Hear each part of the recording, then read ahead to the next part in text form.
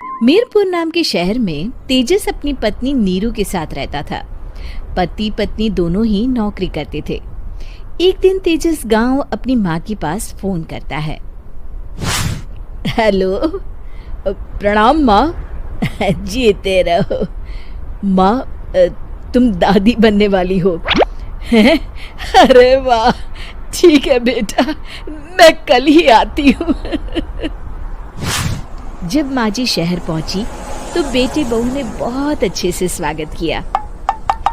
लीजिए माँ जी, चाय। अरे गर्मा गर्म पकोड़े ले आओ माँ के लिए।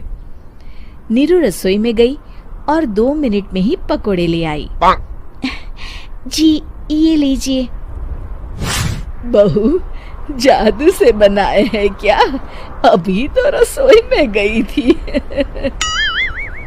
यम्मी।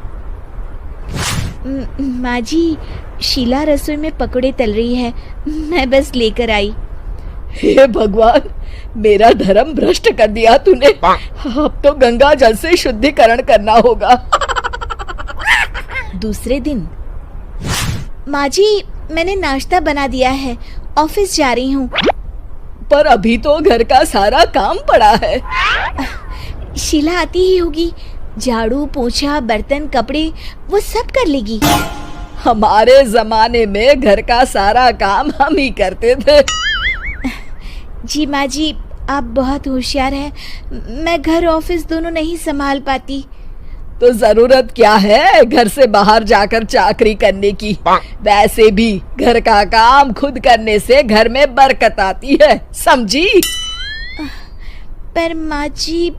पर वर कुछ नहीं, इस महीने की पगार मिले फिर ऑफिस बंद। हाँ। रात को नीरू तेजस से कहती है, सुनिए जी, माँ जी बोल रही थी कि मैं नौकरी छोड़ दूं।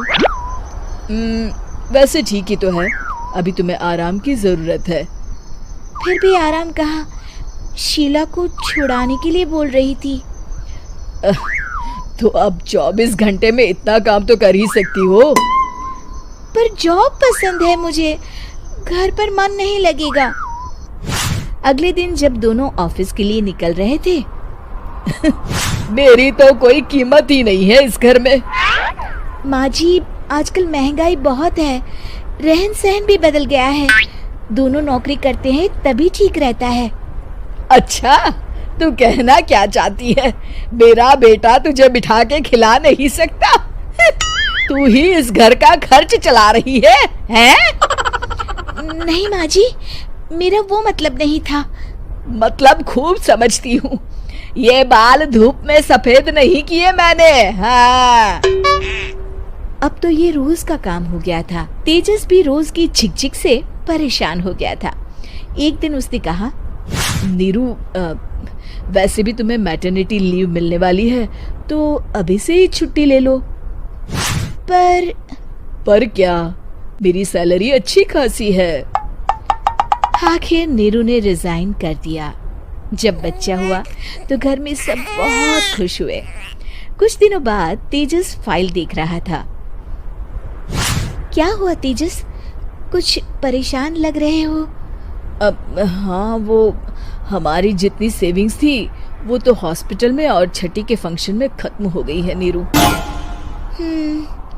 और अभी वैसे मंदी चल रही है तो मैं बोल रही थी कल मुन्ना को हेपेटाइटिस का टीका लगवाना है। नीरू, क्या पोस्टपोन नहीं कर सकते? नहीं जी, बिल्कुल नहीं।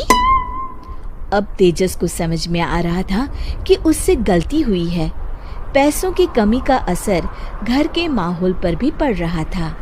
अगले दिन, बेटा मेरा चश्मा और ये दवाइयाँ ले आना, पर्चा देते हुए माँ जी ने कहा। जी।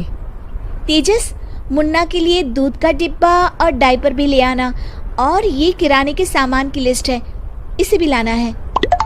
तेजस गुस्से में लिस्ट मरोड़कर फेंकता है और चिल्लाता है, पैसे क्या पेड़ पर उगते हैं?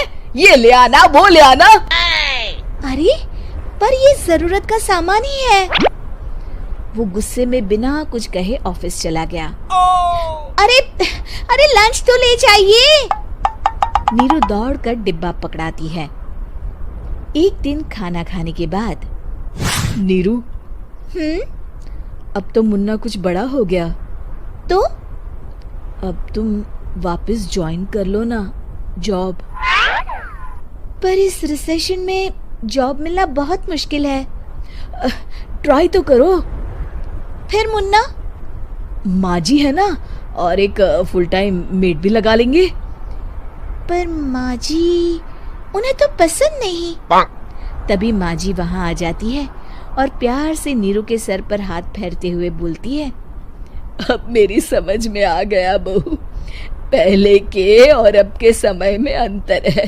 तुम काम शुरू करो, मुन्ना की जिम्मेदारी मेरी। मेरी प्यारी माँ जी। ये कहकर नीरू उनके गले लग गई। शिक्षा, परिवर्तन संसार का नियम है, हमें भी समय के साथ चलना चाहिए। उम्मीद है कि आपको हमारी ये कहानी पसंद आई होगी। कृपया हमारे चैनल को सब्सक्राइब करें और सभी अपडेट्स के लिए बेल आइकन जरूर क्लिक करें। और हाँ, वीडियो लाइक और शेयर करना मत भूलिएगा। Bye bye.